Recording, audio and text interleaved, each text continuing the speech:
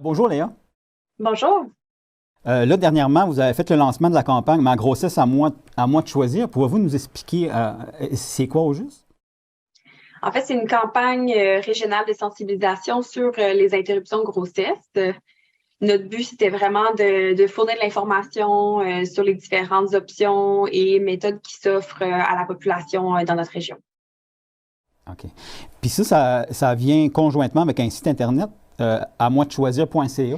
Oui, en fait, c'est la base de notre campagne, c'est vraiment ce site-là avec 5 sections. On a une première page d'accueil qui va donner les options qui s'offrent à soi quand on a l'annonce d'une grossesse imprévue.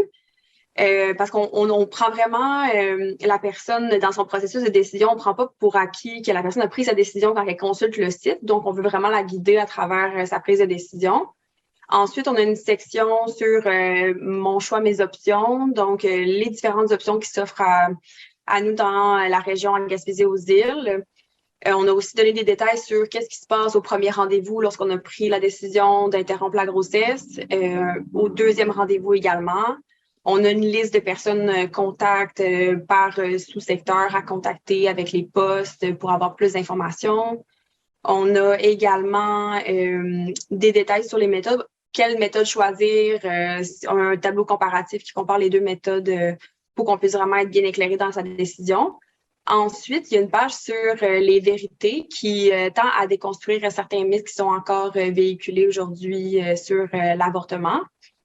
Puis ensuite, on a une page sur l'après. Donc, on veut présenter on a des outils en fait pour accompagner les gens qui vont vivre peut-être un deuil, qui vont vivre certaines émotions. On a aussi intégré des témoignages dans notre campagne pour venir normaliser aussi ces émotions-là et les différents vécus puisqu'ils sont vraiment multiples. Ça dépend de chacune des personnes. Puis ensuite, on a une page d'aide et ressources qui fournit des numéros de téléphone pour des lignes d'écoute qui fournissent une écoute objective et neutre.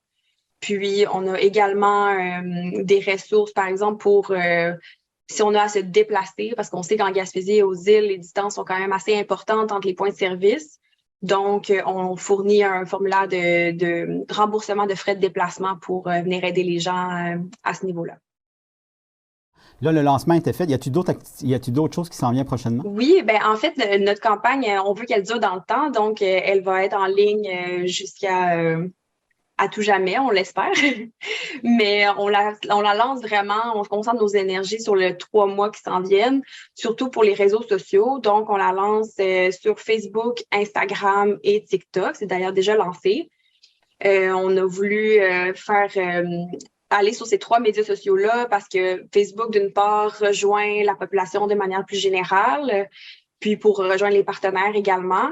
Instagram et TikTok, c'est pour rejoindre une population peut-être un peu plus jeune, pour aller donner vraiment de la bonne information aux jeunes femmes et jeunes personnes qui seraient intéressées à avoir plus d'informations et également à leurs proches.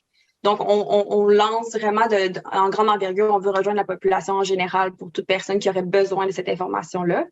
Puis, dans la région, on est la première organisation qui lance une campagne de cette envergure-là sur TikTok. Il n'y a pas beaucoup de gens qui sont d'organisations qui sont sur TikTok présentement, donc on est vraiment fiers de pouvoir lancer ça sur cette plateforme-là. C'est qui a parti ça? Ça vient de où? En fait, c'est une initiative du Comité Conseil en santé des femmes qui est chapeauté par la table de concertation des groupes de femmes de la Gaspésie des îles. Donc, ce comité-là, c'est un comité qui regroupe des intervenantes de différents milieux qui se concertent sur les enjeux qui sont vécus en conditions féminines en santé et services sociaux dans la région. Puis, on a une entente de collaboration avec le CIS de la Gaspésie qui nous permet d'avoir un dialogue avec eux. C'est-tu parti d'une problématique? C'est-tu de quoi qui est frappant? Puis c'est un problème qui était bien présent. En fait, ce qu'on s'est rendu compte au début du processus de campagne, c'est qu'il y avait vraiment un vide d'informations dans la région concernant l'interruption de grossesse. Quand on tapait dans un moteur de recherche avortement en Gaspésie-les-Îles, on n'avait pas beaucoup d'informations, sinon il n'y avait aucune information précise. Ça disait à contacter son CLSC. Donc, on a constaté qu'il y avait vraiment un besoin de centraliser l'information sur ce qui était disponible dans notre région sur un même site web. En terminant, pouvez-vous nous rappeler, c'est quoi au juste la table de concertation des groupes de femmes de la Gaspésie des îles de la Madeleine?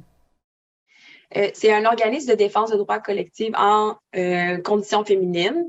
Puis, ça regroupe plusieurs membres à travers la région de la Gaspésie des îles sur plusieurs volets, dont le volet santé des femmes avec le comité conseil.